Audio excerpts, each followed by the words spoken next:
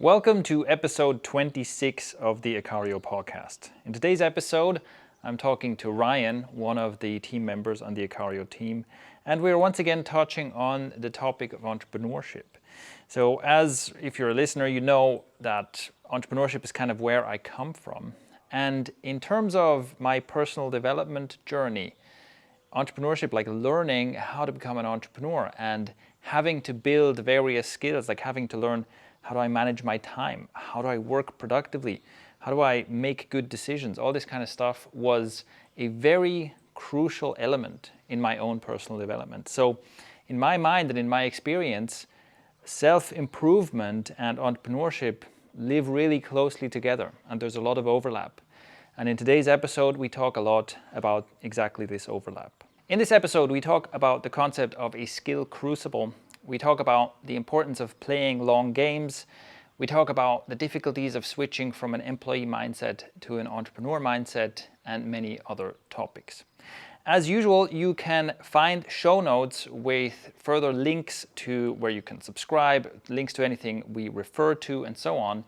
Everything that belongs to this episode, you can find that at ikario.com/026 for episode 26, ikario.com/026. And with that, let's get into the episode.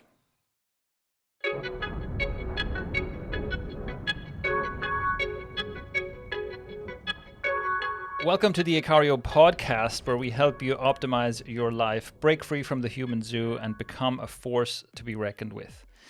Today, once again, Ryan is back on the podcast by popular demand, of course. I don't think so. Everybody wanted you back. Yeah. No, we don't have the reason we're joking about this, we don't have a big enough audience yet for that to happen, right? It's not like people are rioting in the streets to get Ryan on the podcast. Yeah. But it will, one day they will. Yes, I hope so. We're working towards that. Yeah. So what we're talking about today has to do with entrepreneurship. And, one of the topics we've talked about on the podcast is financial freedom, because like in the context of breaking free from the human zoo, one of the things that is required for certain kinds of freedom is money. Mm-hmm. And entrepreneurship is obviously has been my path to financial freedom. And you also, I think, we're having a discussion today about, let's say, like the mental aspects of being a young entrepreneur, when there's lots of people around you who say, oh, why don't you do something else with your life, essentially, right? It's like, now in your case, I think you did study, because I dropped out of university, which makes it a bit worse, right? Yeah, I guess. Yeah. Maybe not, though. Maybe not, I don't know. No, I went to school for finance, and I went to a decent school in Canada, and so near Toronto. And so I was on the path to working in Toronto and being like an analyst, at like a big company. Having a real job. Having a real job, yeah. And I did have a real job for about 2 years. I worked at the biggest bank in Canada, which makes like 10 billion like some ridiculous like earnings, RBC. And I worked there, and I was on 4 different teams there. So I was like moving around in like an internship program. And then the whole time I knew, I was like, this is not it. Right. I saw the people around me, and I saw people who were much older than me, even in positions that were so-called what I was aiming for. Yeah. And I was like, I don't want this. Like, this is not appealing to me.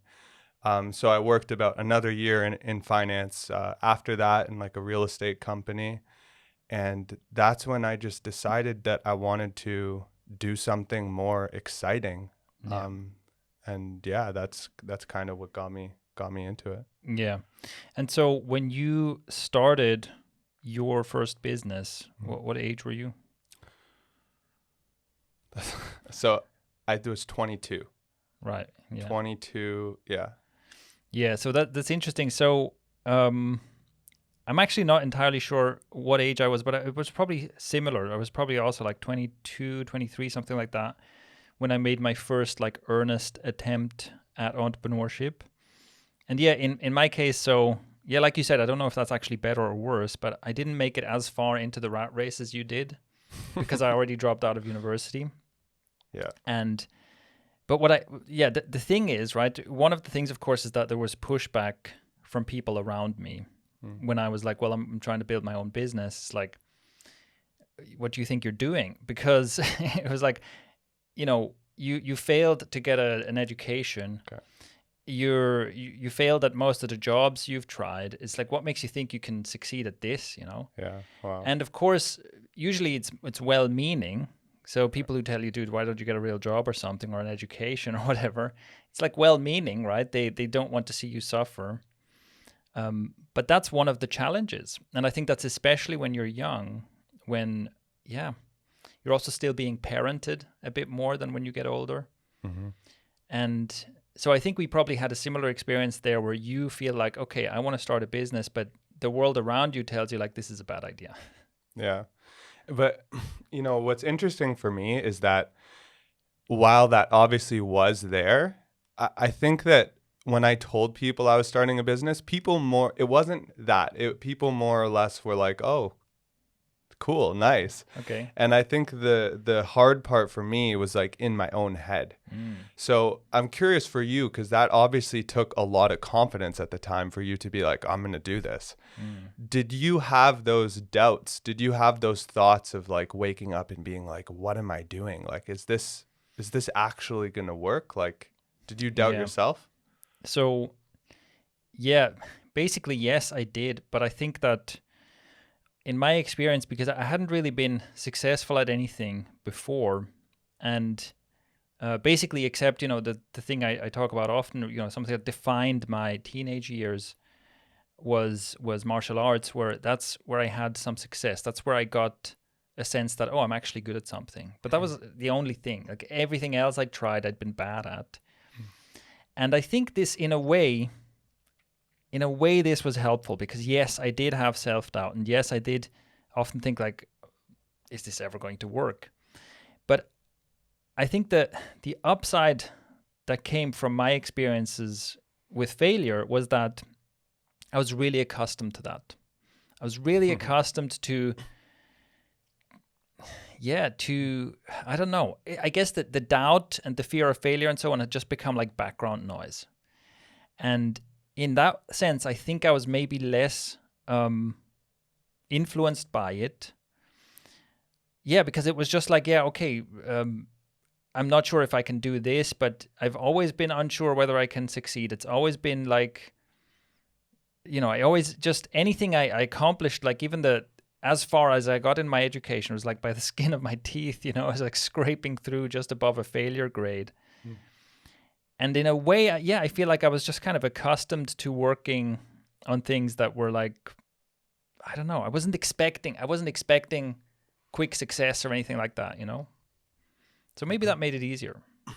Yeah, that makes sense. And what was your experience like when you started? Like, do you remember having fear? Do you remember it being difficult? Like, what was your experience when you first started?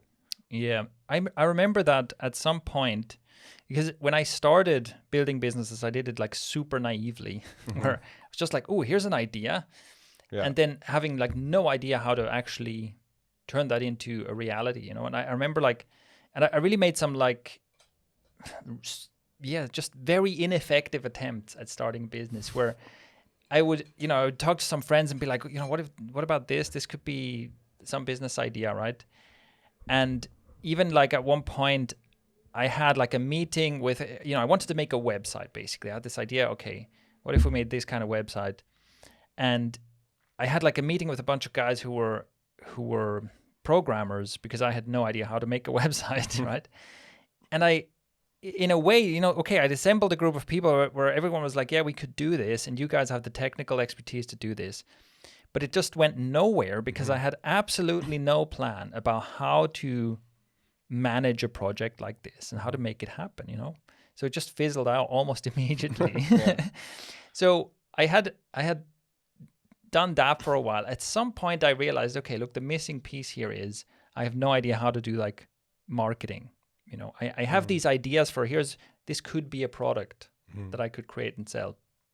But I had no business skills, I don't know how to market it. I don't know how to find people. I don't know how to execute a business plan or anything like that. But the marketing thing is the thing that I first realized I need to learn, and I started reading some books about it. Yeah. And that was when I, in a way, at the same time, it was like exciting. Oh my God, I can learn this. That's like the positive side. And then the other side of it is, oh my God, this is complicated, because when you read a book that says, here's a super simple way to do marketing for your business, then inevitably it doesn't work, right?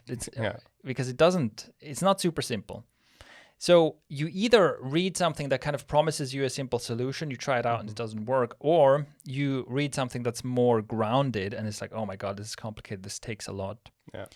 And so I felt kind of stuck in a difficult situation because I felt like I tried everything else. That's, also with me, with entrepreneurship, it was like I was kind of backed into a corner, I'd failed at getting an education. I was pretty much unemployable.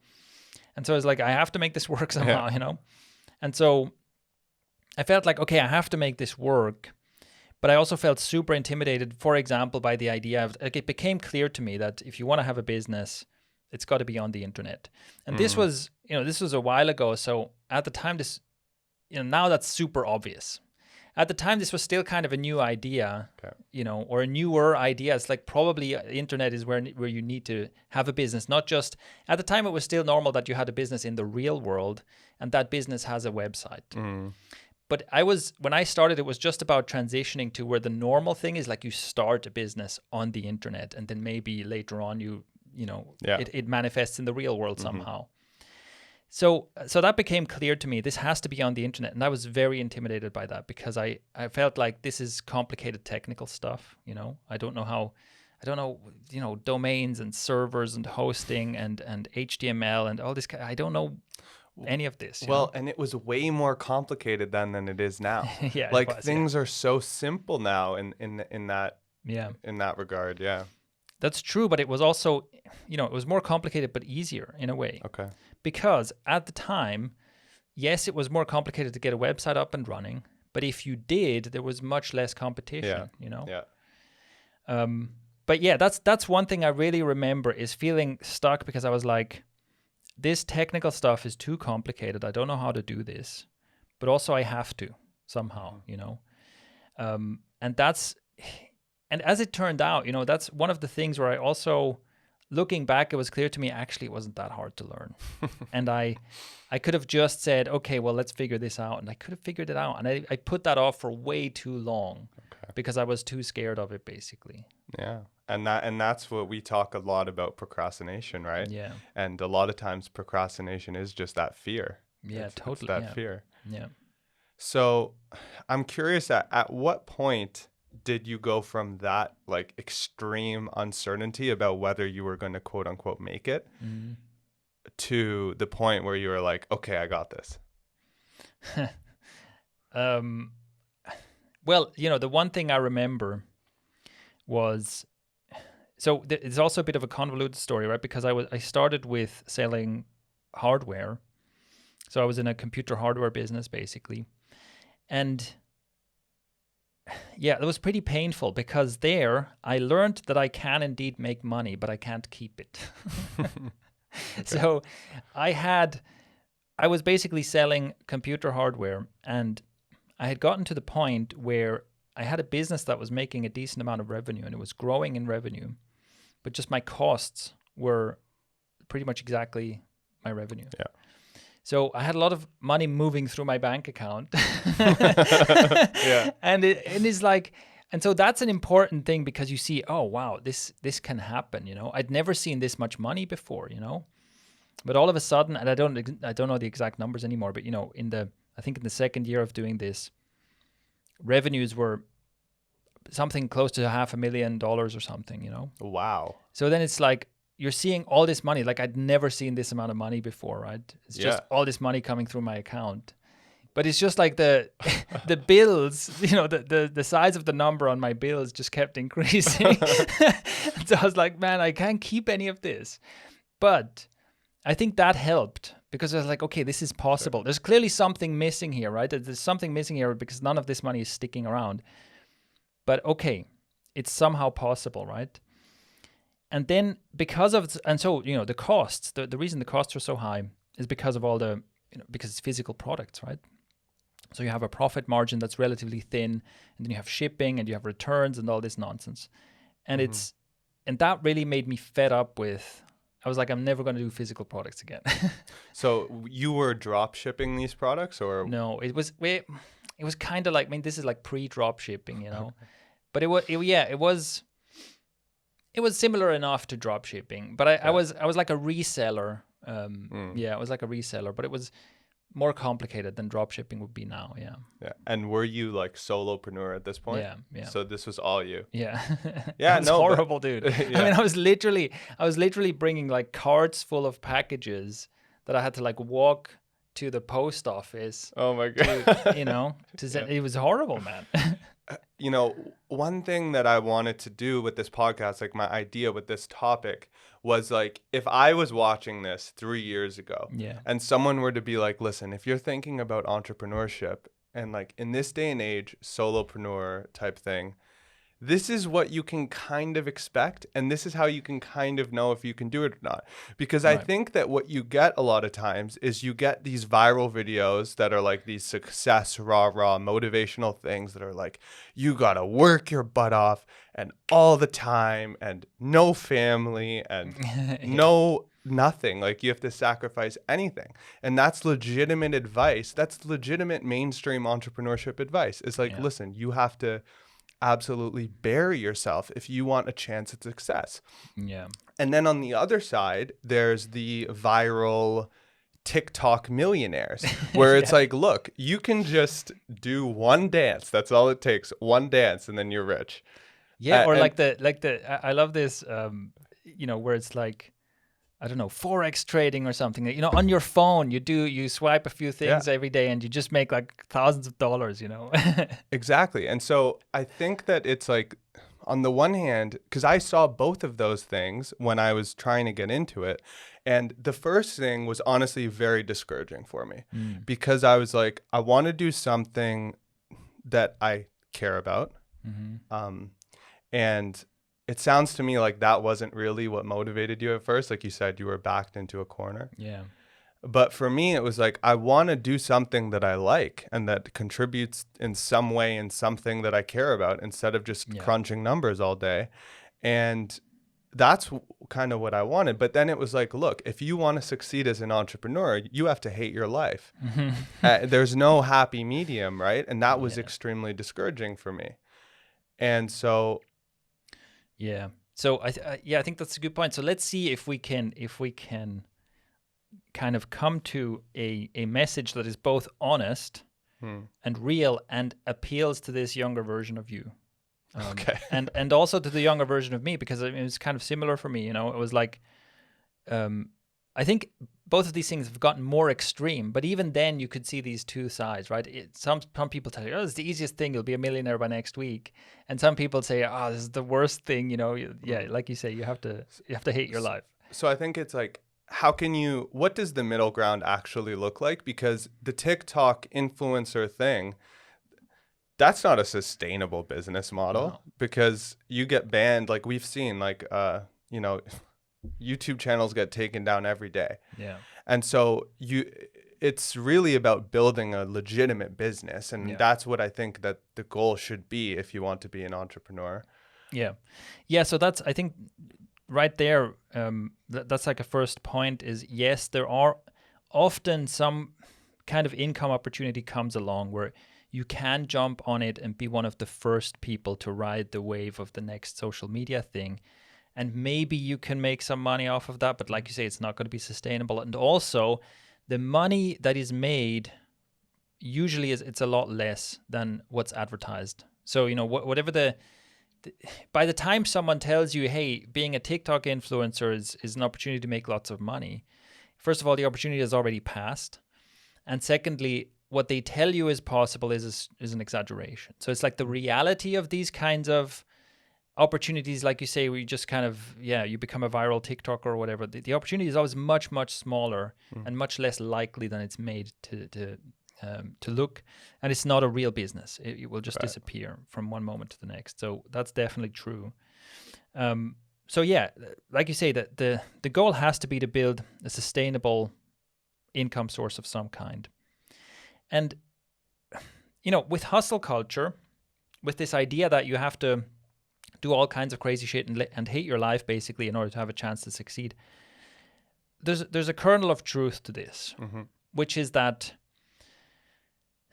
and I think this is where the conflict between these two sides starts to make sense, right? Why is there on the one side, because there's a kernel of truth to both of them. Some people are basically saying this is super easy. Other people are saying this is incredibly hard. There's a kernel of truth to both of them, because obviously once you know how to do something, and once you get really good at doing something, it does indeed get easy. But what's difficult is the path to getting there. And so, yeah, I like to use exercise analogies. I honestly think that like exercise, like fitness analogies, it's such a good analogy for this kind of thing. Of course, you can look at someone, if you look at Hafthor Bjornsson, right, the dude who starred in Game of Thrones, right, that's huge. I don't know if he's still the world's strongest man, but he's certainly the world's biggest man.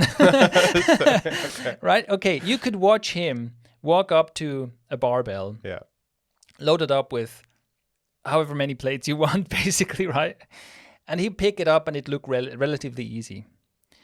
And you can say, yes, for him, picking up this weight is indeed easy. But the hard part is getting to the point where picking up that weight is easy, okay? And I think that is essentially the resolution of this conflict as I see it. It is indeed true that, like any skill, right? Think of anything that you're good at. And it can be, maybe it's something you studied, maybe it's your profession, maybe you're just a really good cyclist or runner or climber. Even maybe you're great at playing video games. Anything that you're good at.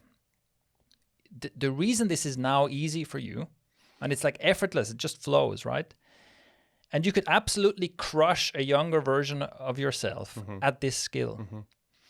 So indeed, relatively easily, you can unleash a really high level of skill at this thing.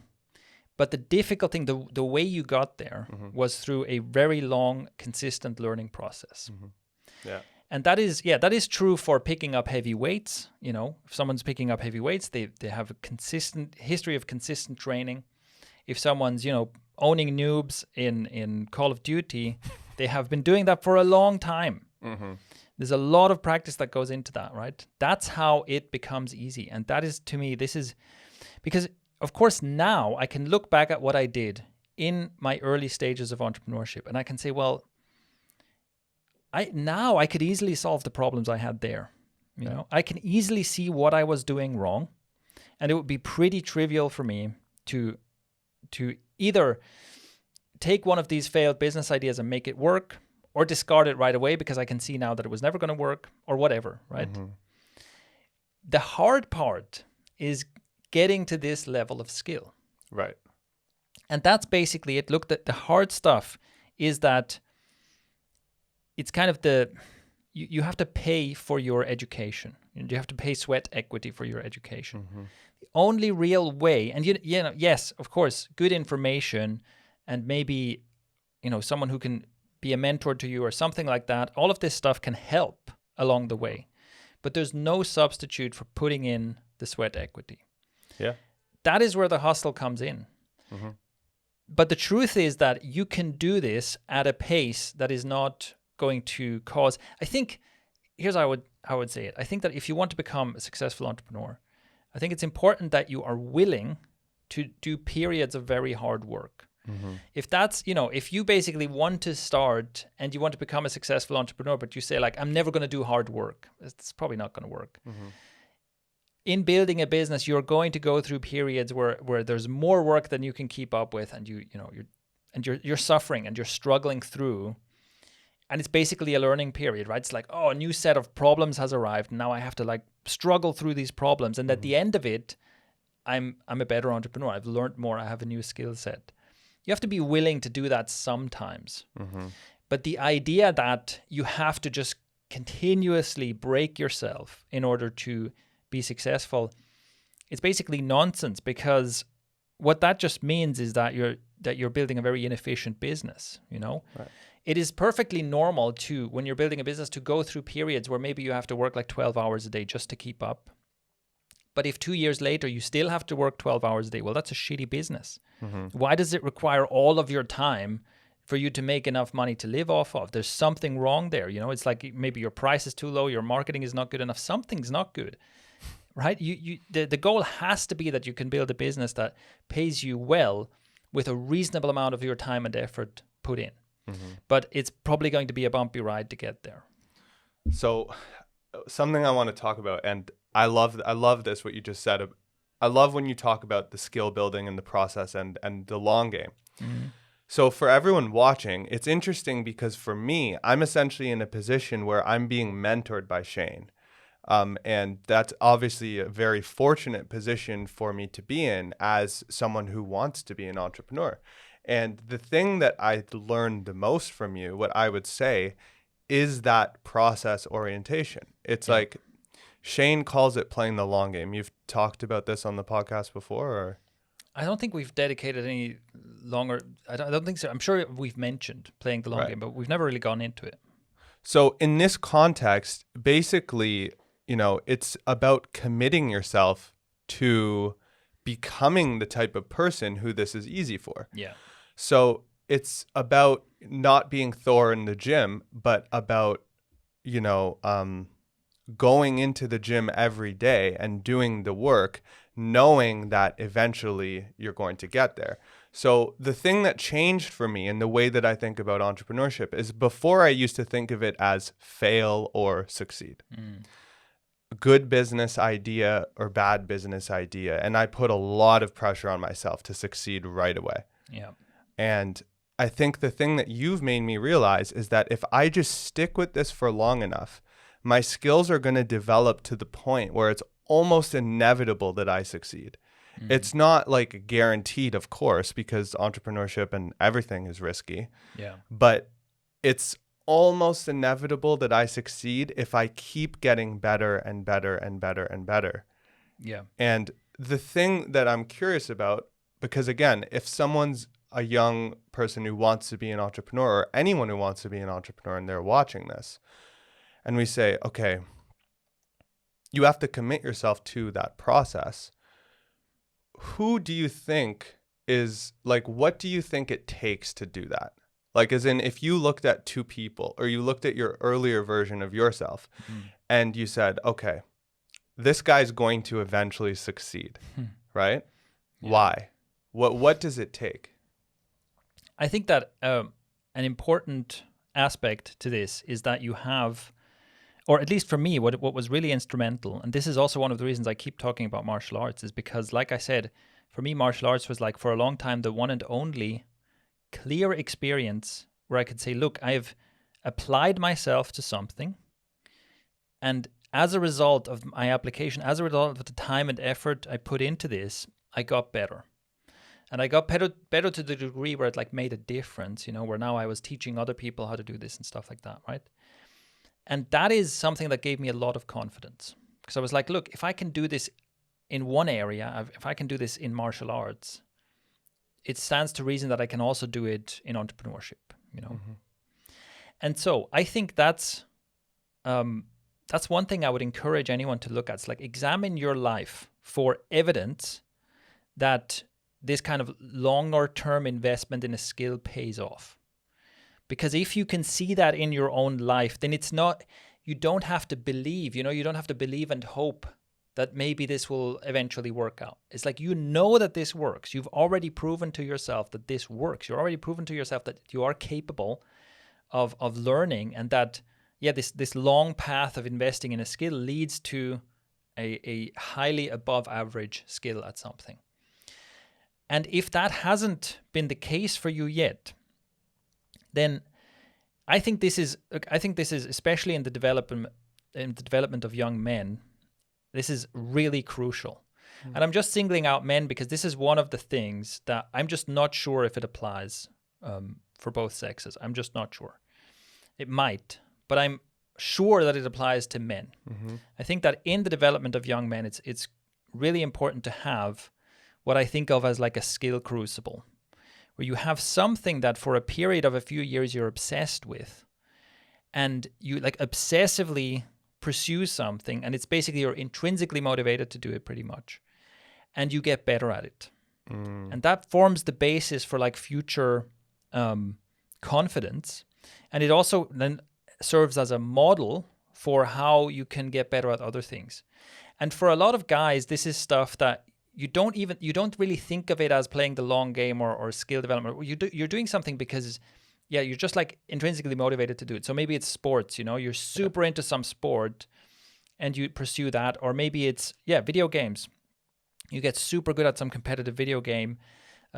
For a lot of men, it's also like chasing girls, basically. Although I don't know if that's going out of fashion, like with Tinder and stuff. but with when I was around your age, this whole pickup artist thing was probably at its peak. Right. So where a lot of young men were like, okay, I can learn how to run around, like, you know, go run up to girls and talk to them and get their phone number and so on.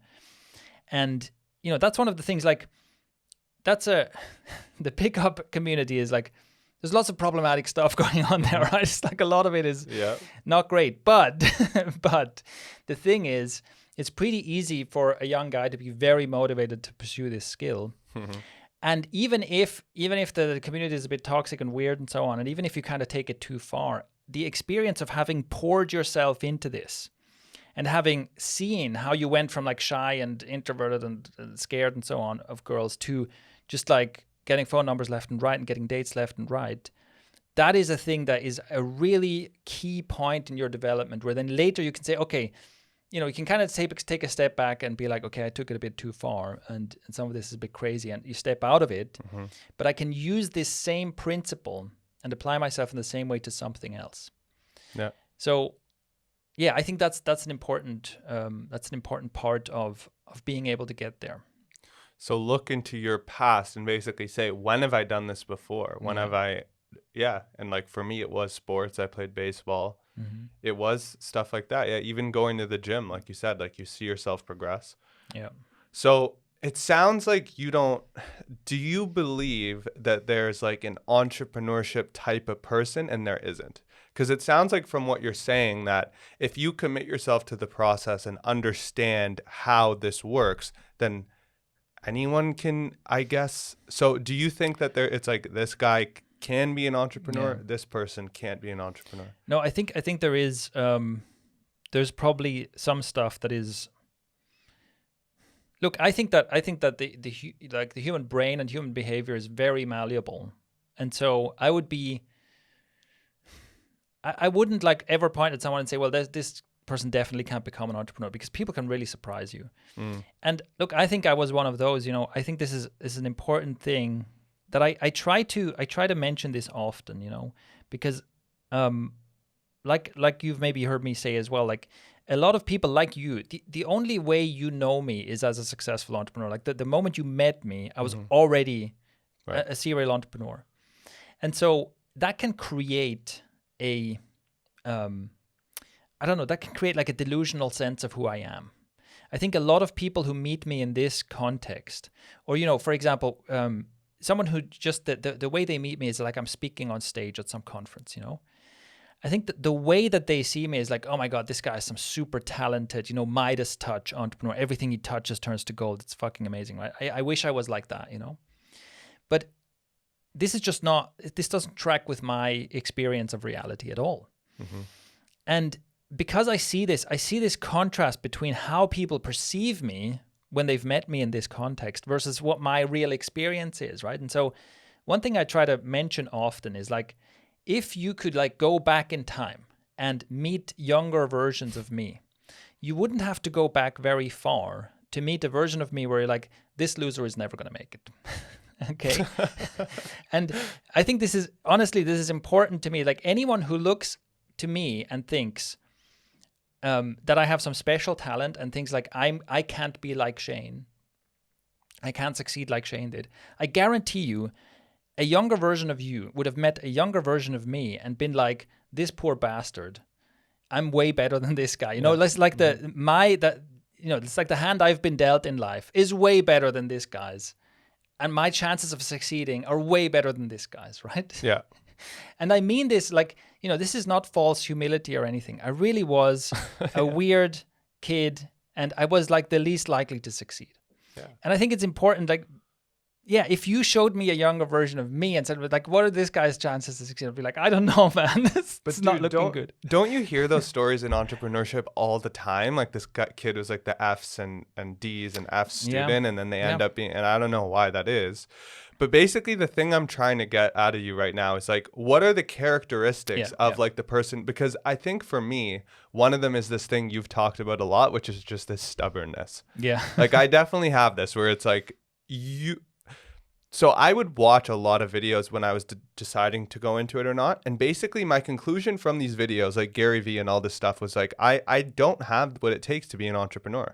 Like I can't do this. What he's talking about, that's not me. So I don't think that I can sacrifice my whole 20s and do this thing that he's talking about. I don't think that I can do this. Right. But for me, like I always was just very, very stubborn about it. And even when the business wasn't working, and like you said, you failed many times. Yeah. That must have been a factor to you succeeding. It's just like, I have to make this work, and I'm going to make this work. What other qualities do you think? Yeah, I think you're right about it. Like stubbornness is definitely helpful. The right kind of stubbornness. And this is, if you're only stubborn, you might end up like banging your head against the wall. That's just, trying to make something happen. That's just not going to happen. Okay. So pure stubbornness is also not great, right? You do have to be able to respond to what's happening around you. But yeah, so I think a characteristic, so work ethic is very important. And for picking a business partner, that is like my number one criterion is what is this person's work ethic like? And I want to, if someone has excellent work ethic, then, and they're like reasonably growth minded, then they can make a really, really strong asset as a business partner. And if someone's like very talented but doesn't have good work ethic, I'd rather not work with that person. So that's definitely one. And then, another thing. So like this kind of stubbornness, work ethic is definitely helpful. But, when it comes to like, I don't know, personality types or something, I definitely think that there are people who probably won't thrive as entrepreneurs very much. And I think that has to do with kind of how comfortable you are with working, like without instruction and without reassurance. And I just noticed this a lot with just working with people. For me, I thrive the most when I'm given a goal and no instructions, basically. If you tell me, look, this is the goal we need to reach, make it happen. I love that because it means I can figure out what to do. I can do it my way, I can make the whole thing. I can make the whole thing happen. I can make my own plan and so on. It gives me a lot of autonomy. But for some people, it's just absolutely paralyzing. And I've noticed that, and I maybe this is something you can learn or unlearn or whatever, but maybe this is something like a character trait where some people, they just seem to really, really want clear instructions and reassurance. The way they want to work is that someone tells them this is exactly what to do and here's exactly how to do it. And then they do that, and then you tell them, yes, this is correct, well done, here's the next thing, do it exactly like this, right? So this kind of very reassuring, minimum certainty, and they're basically, a lot of people seem to be uninterested in autonomy. They don't want autonomy, they don't want creative freedom. Creative freedom is scary to them, right? So they want reassurance. And I think if that's a strong tendency that you have, then entrepreneurship is probably not a great idea. Or, to put it otherwise, if that's a strong tendency you have, but you want to be an entrepreneur, then that is something you need to address, right? That's something you need to work on, because it's just, as an entrepreneur, you're going to be working in conditions of extreme uncertainty basically all the time. And nobody's there to tell you whether this is the right thing to do or not. This is the thing for me that was terrifying when I started. Like just absolutely terrifying. It was just like waking up every day and my business, I was working with a dentist, and we were 50-50 partners, but he was not very involved in it just because of the nature of the business. I was the one that was doing the work, and I was essentially using his brand.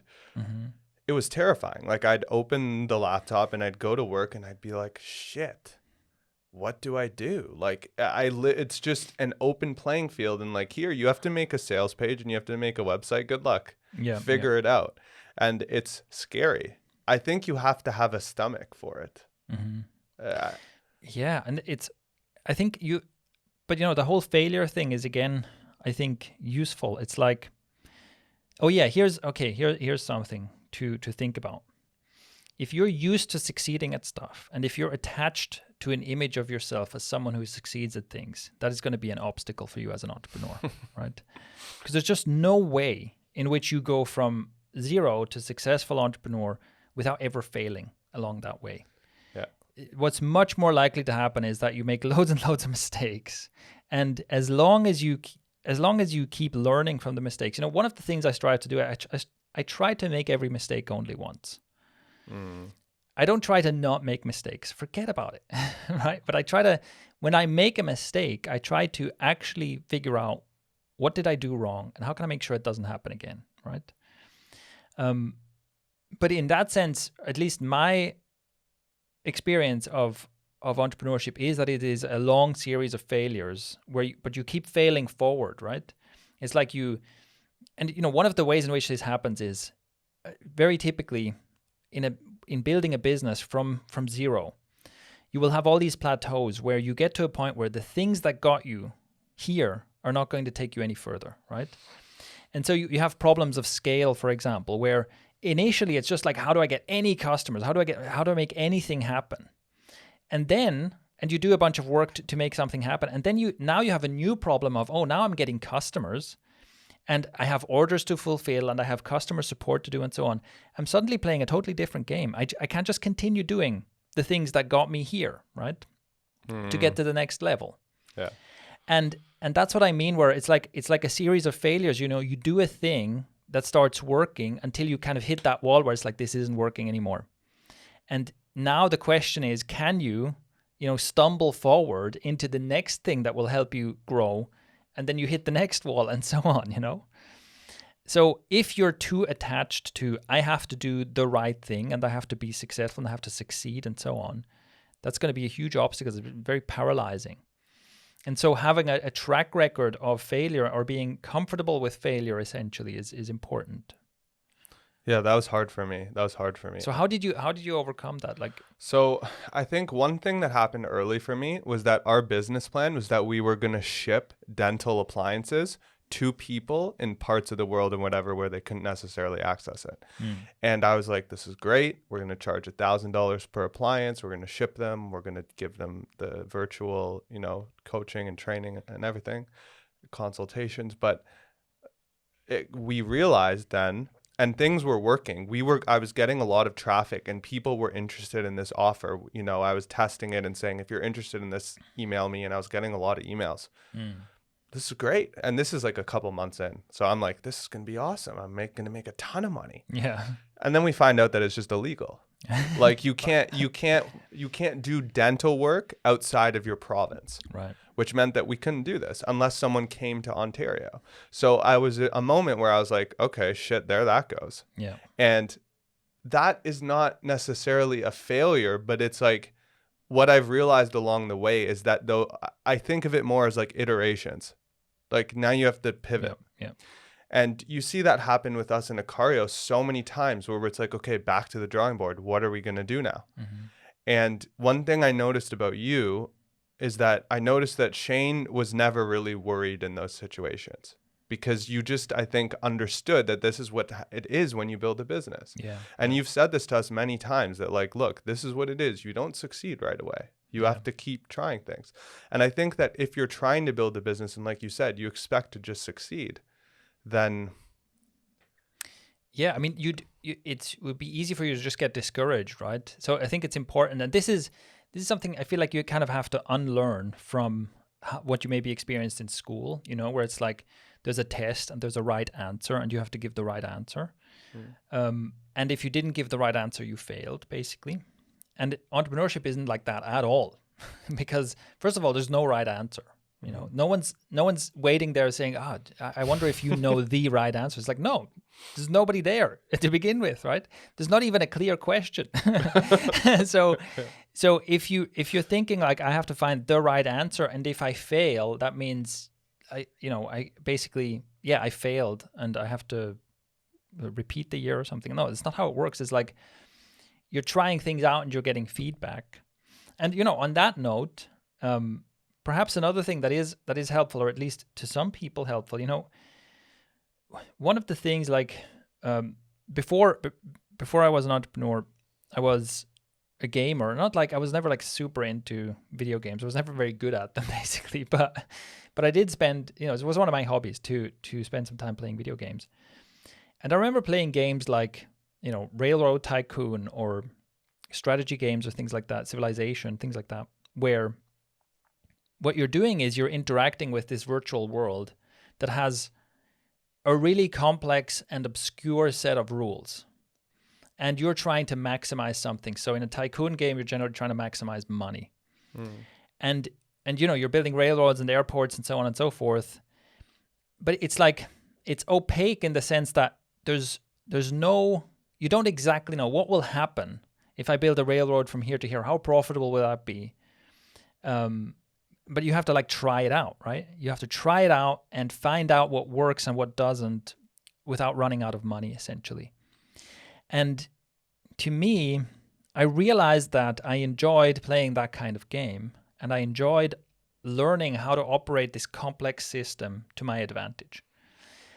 And I was like, you know what, why am I doing this virtually with virtual currency? It's like, isn't this kind of close to the real world, you know? Yeah. Where it's like, you can try things out. And this is one of the cool things to me about entrepreneurship. It is like a game with a very open structure, you know? You can try all kinds of things and see, well, does this work? Does that work? And it's just like that. You're trying different things. You're trying to build something and basically make more money than you spend, hopefully, right? But the reward is real money, which is pretty significant, you know? Yeah. And so, and that's also something where, you know, like maybe as a more encouraging message, you know, I think a lot of people might look at something like this and be like, well, this is too complicated, it's too difficult. But it might be that you've, in a different context, in the context of a video game, you might have done something that's pretty damn complicated as well, where you have trained yourself. It's like you train your brain to understand this complex system, and you get better and better at it, and you master it, right? And I would say that, okay, in the real world, like entrepreneurship in the real world is quite a bit more complex than probably even the most complex like tycoon game. Although I think that there are some games like, I don't know, Dwarf Fortress or something that are probably more complicated than real life. And so if you have managed to wrap your head around something like that, that's a bit of a training ground for entrepreneurship. And I think that's also, look, this is difficult to do, but I think it's one of the most powerful things to do is like, if you can actually view this as a game.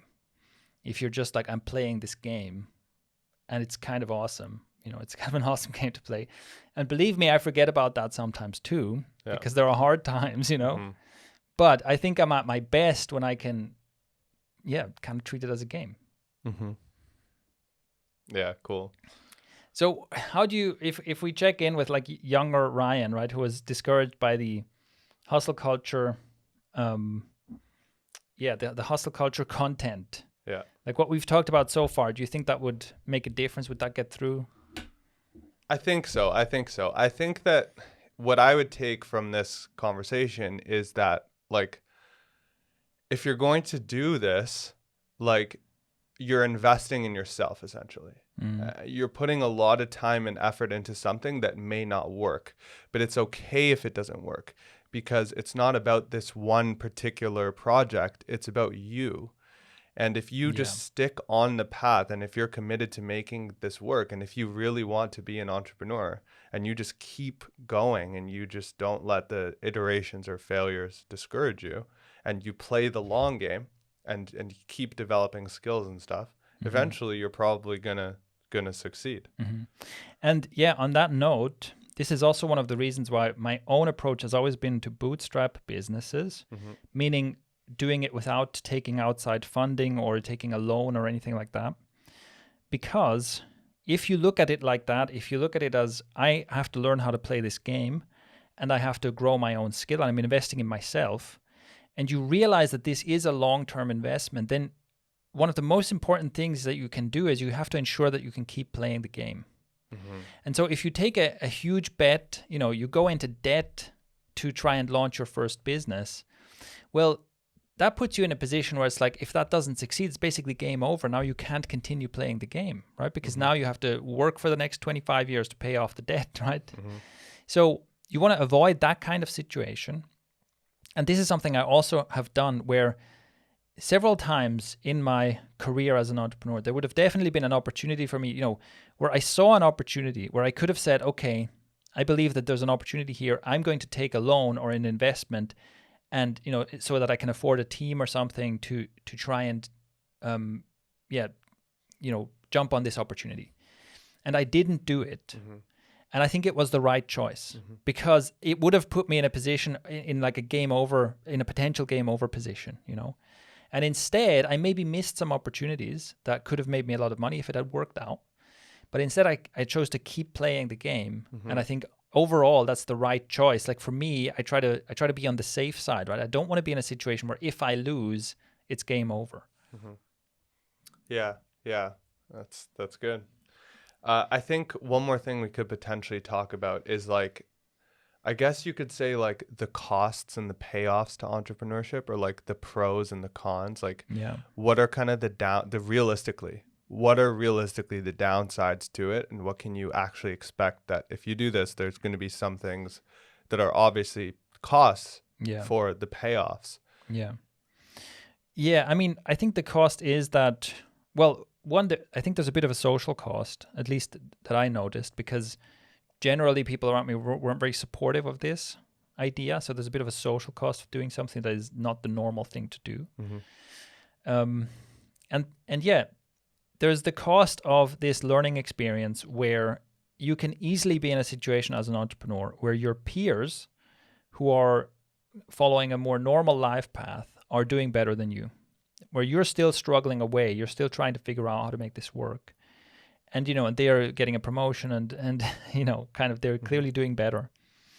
And I think that can be difficult but that's kind of the nature of the thing, right? Because you're making this longer term investment in yourself.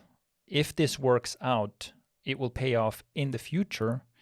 And if you keep playing it, it pays off in the future like disproportionately. So,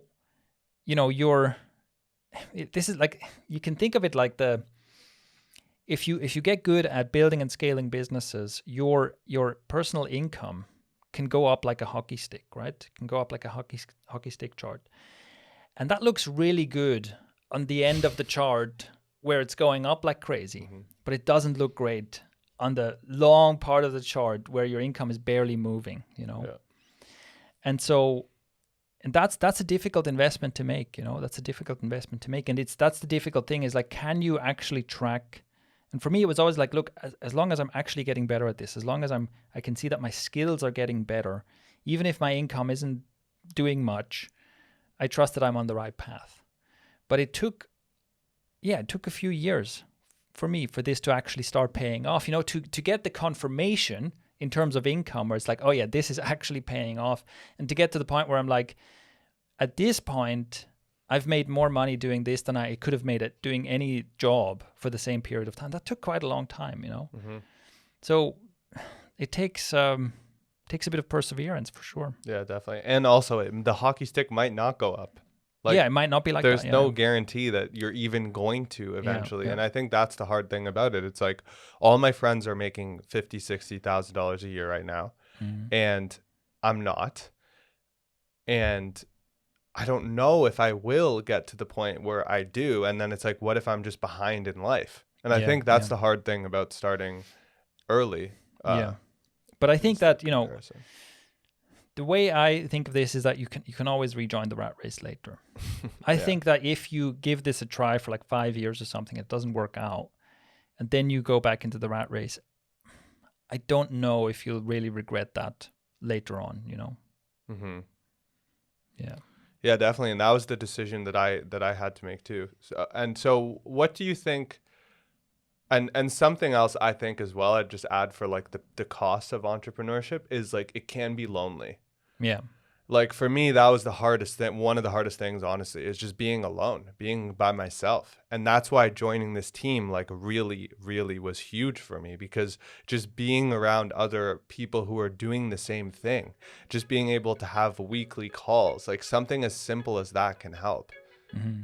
Yeah. Yeah, for sure. Yeah. I agree with that for sure. So yeah, I think that's a good point to wrap up the episode. Hopefully we've helped some kind of younger versions of us listening to this with this. And by the way, at this point, I also want to mention, like, if you have questions or comments about this, one of the things you can do is you can leave a voice message. So you can go to anchor.fm/ikario. There's like a message button there you can click. So one of the ways to interact with us, if you have a question you want us to answer, anything like that, you can go there and leave us a voice message. Cool.